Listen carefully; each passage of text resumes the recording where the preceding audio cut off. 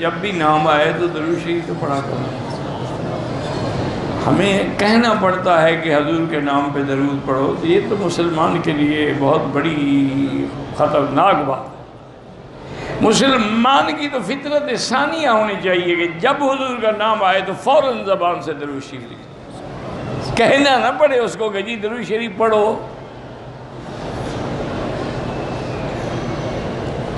جیسے آپ کے ہاں تو آج کل نعرہ ہوتا ہے نا جی، پڑھو درود حضرت بھی یہاں موجود، یعنی اگر حضرت نہ ہوں تو پھر درود نہ پڑھو۔ ان للہ و انا الیہ، دعا کرو اللہ ہدایت دے۔ بیچارے عشق میں محبت میں آ کے دھوکے کھا رہے ہیں، لیکن ایک اصولی بات یاد رکھو کہ تم نے مدینہ شریف جانا ہے، سڑک اگر جدے کی پکڑ لو تو مدینہ شریف تو کبھی نہیں پہنچو۔ مدینے پہنچنے کے لیے مدینے کی سڑک چاہیے، حضور کی محبت کے لیے اتباع سنت چاہیے۔ تم انگوٹھے چومتے مر گئے تو پھر کیا اتباع سنت؟ حضور نے انگوٹھے چومے ہیں، صحابہ نے چومے ہیں، تابعین نے چومے ہیں، ائمہ اربعہ نے چومے ہیں، مجتہدین محدثین فقہ، ان کو عشق نہیں تھا، تمہیں زیادہ عشق ہے۔ اور عشق بھی عجیب ہے کہ ناخن چومو۔ انا للہ و انا الیہ راجعون ولا نقول الا کما یحب ربنا ویرضی، ما سوا انا للہ کے اور کیا کہہ سکتے، اللہ ہدایت دے۔ اسی لیے ہارون الرشید جو بادشاہ گزرے ہیں نا، وہ خود بھی بڑا اچھا یعنی بادشاہ تھا، اس کا ایک بیٹا جو ہے نا وہ بادشاہت وغیرہ سے چھوڑ کے بالکل فقیروں کی صحبت میں رہ کے اللہ والا فقیر بن گیا۔ اس نے سوچا کہ اب ہر وقت بادشاہ ناراض ہوتے ہیں کہ بھئی تم نے یہ کون سے کپڑے پہنے ہوئے ہیں، کیسا لباس پہنا ہوا ہے، مجھے بادشاہ ملنے آتے ہیں، میری شرمندگی ہوتی ہے کہ یہ آپ کا بیٹا ہے، اس کی یہ لباس ہے۔ تو اس نے کہا ٹھیک ہے ابا جان، آپ ناراض نہ ہوں، میں آپ کی فرما برداری یہ کر سکتا ہوں، مجھے اجازت دے دیں، میں آپ کے ملک چھوڑ کے کہیں چلا جاؤں گا جہاں کوئی جانتا، مجھے بھی نہیں جانتا ہوگا اور آپ کو بھی نہیں جانتا۔ بادشاہ نے خیر خاموش ہو گیا، وہ چلا گیا۔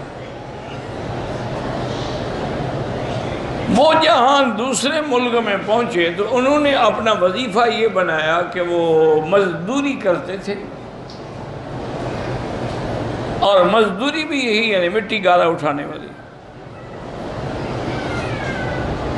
اور ہفتے میں ایک دن صرف مزدوری کرتے تھے، اور جو مزدوری مل جاتی مثلا 10 ریال مل گئے تو 8 دن پھر اسی سے وہ گزارا کرتے تھے۔ تو ایک اللہ والے تھے، بزرگ تھے، ان کے گھر کی دیوار گر گئی تو وہ مزدور ڈھونڈنے گئے، انہوں نے دیکھا کہ مزدوروں میں ایک آدمی ایسا بیٹھا ہے جس کے چہرے پہ نور ہے، کیونکہ وہ خود بھی تو اللہ والے تھے نا، جوہر ہی جوہر کو پہچانتا ہے نا، عام آدمی کو کیا پتا کہ پتھر ہے یا یاقوت ہے۔ صدیق پہچان گیا، ابو جہل محروم رہا۔ صدیق نے جوہر پہچان لیا، نبوت سے پہلے پہچان لیا، نبوت کے بعد نہیں۔ ابو بکر نے حضور کی نبوت ملنے سے پہلے آپ کو پہچان لیا اور آپ سے دوستی رکھی، اور سفر میں بھی، حضر میں بھی، تجارت میں بھی، ہر جگہ ابو بکر ساتھ ہوتے ہیں۔ ابو جہل بدبخت نبوت کے بعد بھی نہ پہچان سکا۔ اس نے دیکھا کہ اس نے کہا کہ یہ تو ایسا آدمی ہے جس کے چہرے پہ نور ہے،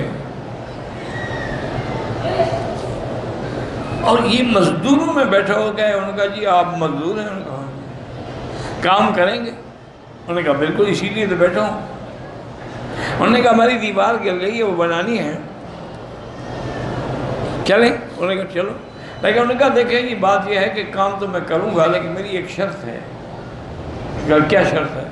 انہوں نے کہا میں آپ کے گھر سے نہ کھانا کھاؤں گا نہ پانی پیوں گا، میں نے مزدوری طے کر دی، اپنی مزدوری لینی ہے، پھر آپ کے گھر سے کھانے پینے کا کیا مطلب؟ اور دوسری بات یہ ہے کہ اگر نماز کا وقت ہو گیا میں کام چھوڑ دوں گا، لیکن آپ کا کام پورا کروں گا، آپ اس کا کام نہ کریں۔ وہ فرماتے ہیں میں آیا، میں نے ان کو کام دکھایا، مجھے کام تھا، میں چلا گیا۔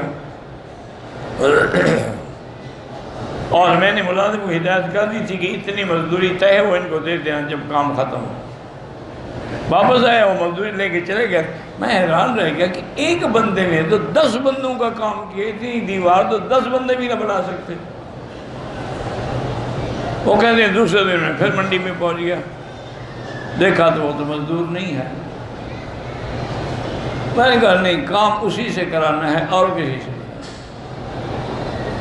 پھر گیا نہیں ملا۔ آخر ایک مزدور نے پوچھا کہ حضرت کیوں آپ روز آتے ہیں اتنے؟ انہوں نے کہا یہاں ایک نوجوان، انہوں نے کہا وہ تو ہفتے میں ایک دن مزدوری کرتے ہیں، فلاں دن آئیں گے۔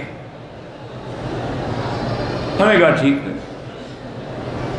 وہ اس دن بھی نہیں آئے۔ انہوں نے پھر پوچھا، انہوں نے کہا جی وہ تو بیمار ہے بیچارہ۔ انہوں نے کہا ان کا گھر کہاں ہے؟ وہ فلاں سڑک کے کنارے جھوپڑی ہے، وہ جھوپڑی میں رہتے ہیں۔ کہتے ہیں میں آیا تو میں نے دیکھا کہ کچی اینٹ پہ سر رکھا ہوا تھا اور بخار سے بدن بالکل ایسے آگ کی طرح جل رہا تھا۔ مجھے دیکھا، میں نے سلام کیا۔ اس نے کہا کہ بزرگوں میں آپ کو جانتا نہیں ہوں، اب میری موت کا وقت قریب آ گیا ہے، اس لیے ایک تو مجھے تجہیز تدفین میری تم نے خود کر دی ہے، اور یہ میں نے کفن کا ہر چیز کا انتظام کر کے رکھا ہوا ہے، کفن مجھے یہی دینا، اور یہ قرآن شریف ہے، یہ آپ نے میرا خط اور قرآن پاک جو ہے وہ ہارون الرشید کو پہنچانا ہے۔ کہتے ہیں میں نے کہا حضرت مجھے ہارون رشید بادشاہ ہے، مجھے کون نہ دے گا؟ انہوں نے کہا میں اس کا بیٹا ہوں، وہ جب خط کا کہو گے نا تو فوراً بلا لیں گے، تمہیں کوئی نہیں روکے گا۔ کہتے ہیں بہرحال میں نے ان کی تدفین کی، جنازہ پڑھا، اللہ کی شان میں کہتے ہیں میں تو حیران ہو گیا کہ بستی میں اتنے لوگ کہاں سے آ گئے۔ وہ اللہ کے ولی ہوں کی خوشبو پہ پہنچ جاتی ہے نا، لوگ خود بخود ٹوٹ پڑتے ہیں۔ امیروں کے جنازے پر پولیس بھیج کے بھی بندے اکٹھے کرو تو 3 صفحے نہیں بنتے، کیوں؟ اگلے کہتے ہیں شو مر گیا، مردود جان چھوٹی، کیا جنازہ پڑھنا ہے؟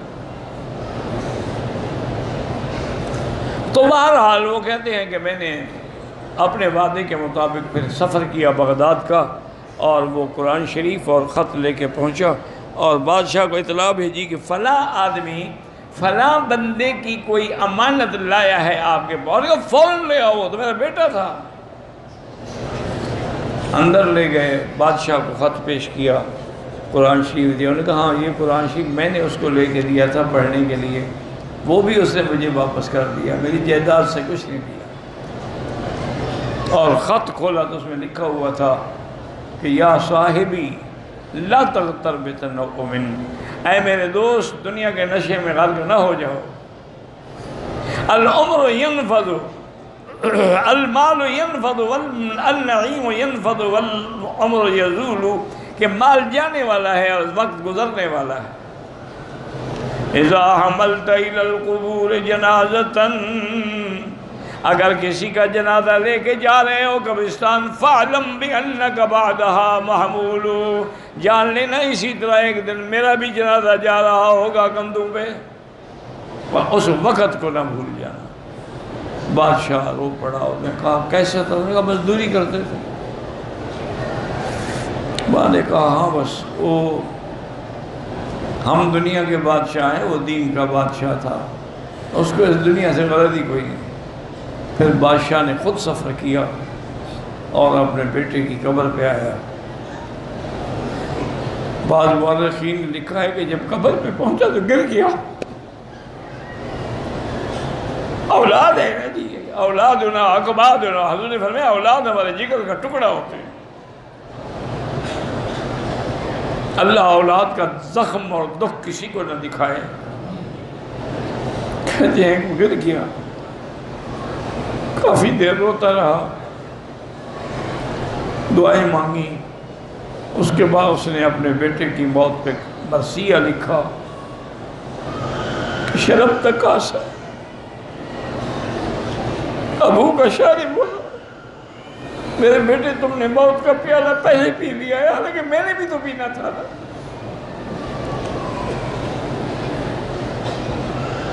لیکن تم زندگی میں بھی اور موت میں بھی مجھ سے آگے نکل گیا۔ تو اس لیے اللہ نے فرمایا میرے محبوب آپ دشمنوں کو بتا دیں کہ اگر مجھ میں موت آنی ہے تو ان نے نہیں مرنا ہے، یہ ہمیشہ رہیں گے۔ دعا کر لیں اللہ تعالی ہم سب کا خاتمہ ایمان پہ کرے۔ اللہم ثبتنا علی الایمان، اللہم اختم لنا علی الایمان، اللہم اجعل آخر کلامنا لا الہ الا اللہ محمد الرسول اللہ۔ یا اللہ جب آخری گھڑی آئے تو آخری کلمہ جو زبان پہ جاری ہو تیری توحید کا کلمہ ہو لا الہ الا اللہ محمد الرسول اللہ۔